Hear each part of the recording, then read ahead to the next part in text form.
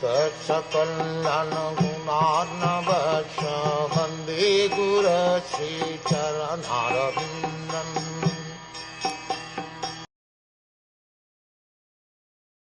O trustworthy Brahmans, I now ask you about my immediate duty.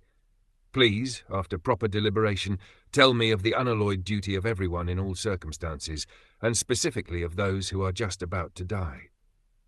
In this verse, the king has placed two questions before the learned sages. The first question is, what is the duty of everyone in all circumstances?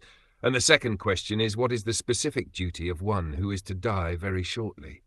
Out of the two, the question relating to the dying man is most important, because everyone is a dying man, either very shortly or after 100 years. The duration of life is immaterial, but the duty of a dying man is very important. Maharaj Parikshit placed these two questions before Shukdev Goswami also on his arrival, and practically the whole of the Srimad Bhagwatam, beginning from the 2nd canto up to the last 12th canto, deals with these two questions.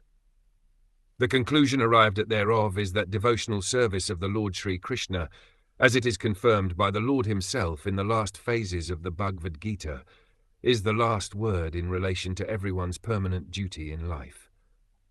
Maharaj Parikshit was already aware of this fact, but he wanted the great sages assembled there to unanimously give their verdict on his conviction so that he might be able to go on with his confirmed duty without controversy. He has especially mentioned the word Shuddha, or perfectly correct.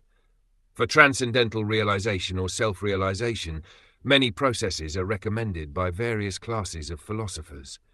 Some of them are first-class methods, and some of them are second- or third-class methods. The first-class method demands that one give up all other methods and surrender unto the lotus feet of the Lord, and thus be saved from all sins and their reactions.